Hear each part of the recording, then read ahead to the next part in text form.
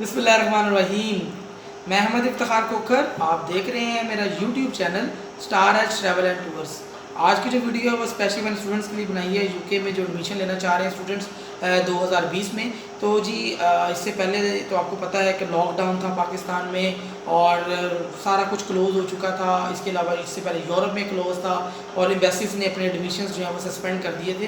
तो अभी जो आप सितंबर में जो सेशन होता है उसके लिए अप्लाई कर सकते हैं। आपको जो रिक्वायर्ड डॉक्यूमेंट्स होते हैं, अगर आपने आइट्स नहीं किया हुआ तो जुलाई में आप आइट्स कर सकते हैं। जुलाई में ही उसका रिज़ल्ट आ जाएगा। आप आइट्स अप्लाई करें, आइट्स क्लियर करें। 5.5 बैंड आपको मिनिमम रिक्वायर्ड होते हैं यूके में एडमिशन के लिए। इसके अलावा जो बेसिक डॉक्यूमेंट्स हैं वो काफ़ी हद तक दोस्तों ने अपनी तहकीक की होती हैं कि मैंने जाना है तो मुझे क्या क्या डॉक्यूमेंट्स चाहिए और इसके अलावा क्या क्या डॉक्यूमेंट्स मुझे रिक्वायर्ड हैं।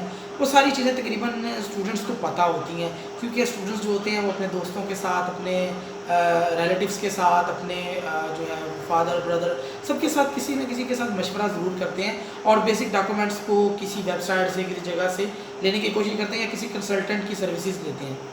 तो इसमें यह है कि इतना मुश्किल काम नहीं होता, आप खुद भी इसमें अप्लाई कर सकते हैं।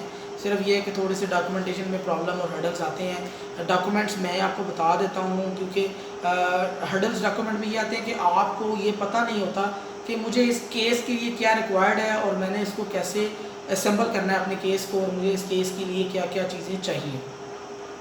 देखिए जी, बेसिक डॉक्यूमेंट्स में आपको पता है आपका पासपोर्ट, CNSE पिक्चर्स चाहिए होगी, आपको बैंक स्टेटमेंट चाहिए होगी अपनी या किसी जो आप जो है वो स्पॉन्सर कर रहा है या फिर आपको जो सपोर्ट कर रहा है इस केस के लिए या स्टडी के लिए सपोर्ट कर रहा है। उसमें भाई है, आपके फादर हैं या फिर आप किसी और रिलेटिव की ले रहे हैं हेल्प। तो मैं आगे बैंक स्टेटमेंट की तफसीली जो है वो आपको एंड पे बता दूंगा वीडियो में। इसमें पहले आ जाते हैं पासपोर्ट पे। पासपोर्ट की 8 मंथ की वैलिडिटी होनी चाहिए, क्योंकि जो ट्रैवलिंग के लिए और वीज़ा के रिक्वायर्ड होता है वो मिनिमम 8 मंथ की वैलिडिटी रिक्वायर्ड होती है। आपका पासपोर्ट 8 मंथ मिनिमम वैलिड होना चाहिए। अगर ज़्यादा है तो ज़्यादा अच्छा है, क्योंकि फिर बाद में जाके भी रीन्यू आपने करवाना होता है। अगर आपका फ्रेश पासपोर्ट है, नया बना हुआ है, तो कोई प्रॉब्लम नहीं होती। उसके अलावा ये कि आपने अपना इदारा सेलेक्ट किया होता है कि आपको किस इदारे में जाना है, फिर उस इदारे का और उसके अलावा उसकी सारी डिटेल्स, फॉर्म, ये चीज़ें आपके पास होनी चाहिए। या आप जिस कंसल्टेंट से कर रहे हैं उससे पहले अपना जो मुतलका इदारा है, जिस इंस्टीट्यूट में आप एडमिशन ले रहे हैं, उसकी डिटेल्स उससे ले लें। फिर उसके बाद आप इसमें प्रोसीड करना स्टार्ट करते हैं कि आपको बैंक स्टेटमेंट है, फिर FRC चाहिए होती है उस बंदे के रिलेशन के साथ, जिस बंदे को जो बंदा आपको स्पॉन्सर कर रहा है या सपोर्ट कर रहा है आपको जाने के लिए या आपको स्टडी के लिए भी सपोर्ट कर रहा है, उसके साथ आपका फैमिली रिलेशन साबित करने के लिए आपको FRC रिक्वायर्ड होती है। फिर उसके बाद और उस बंदे को आपको जो है वो सपोर्टिंग लेटर भी देना पड़ता है, स्टाम्प पेपर के ऊपर होता है, ठीक है। वो आप स्टाम्प पेपर पे एक हल्फनामा ले लें या उसको कह लें सपोर्टिंग लेटर कह लें, कि वो आपको लेना पड़ता है कि वो जो है वो आपको स्पॉन्सर कर रहा है, उसका आपके साथ क्या रिलेशन है, ठीक है। तो ये चीज़ें आ जाती हैं। फिर इसके बाद आपको चाहिए होते हैं आपके सारे एजुकेशनल डॉक्यूमेंट्स, और एजुकेशनल डॉक्यूमेंट्स आपको फ़ॉरेन अफेयर से अटैच करवाने पड़ते हैं। फ़ॉरेन अफेयर से आपके पास, अगर आप डायरेक्ट फ़ॉरेन अफेयर चले जाएंगे, फ़ॉरेन अफेयर कहेगा कि इससे पहले आपको मुतलका यूनिवर्सिटी या मुतलका इदारा जो HEC के साथ रिलेट करते हैं उनकी अटेस्टेशन चाहिए होती है। आप उनसे एक लेटर लेंगे, आप HEC से अटेस्टेड करवाएंगे अपने डॉक्यूमेंट्स और फिर आप फ़ॉरेन अफेयर में करवाएंगे।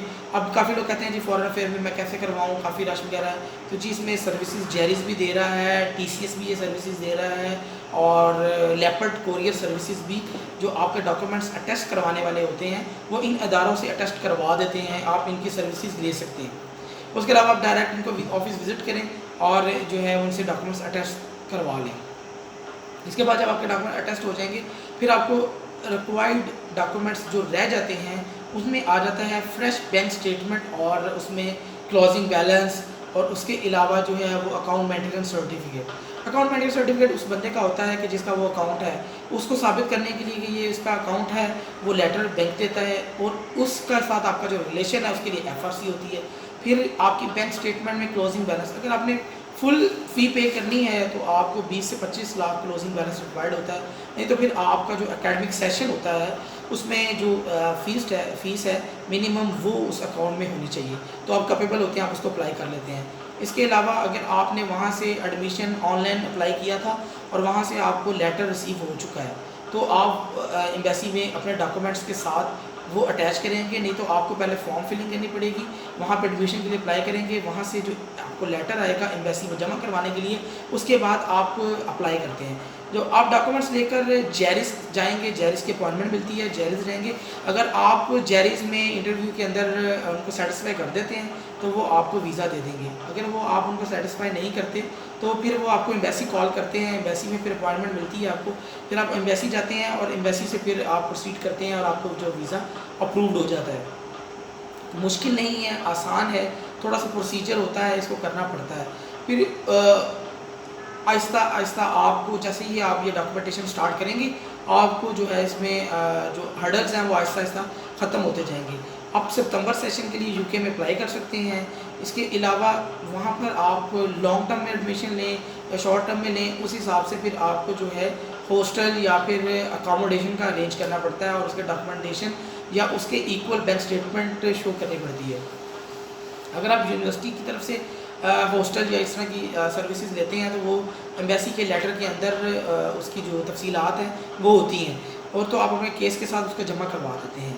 इसके अलावा अगर आपको किसी चीज़ की समझ ना आई हो या आपने कोई तफसीली इसमें इंफॉर्मेशन लेनी हो तो आप मेरे साथ भी रब्ता कर सकते हैं, और मेरा नंबर जो है वो स्क्रीन पे भी आ रहा है। इसके अलावा वीडियो के लास्ट में मैं कार्ड अटैच कर देता हूँ हर वीडियो में, ताकि अगर आप मेरे साथ रब्ता करना चाहें तो आप कर सकते हैं।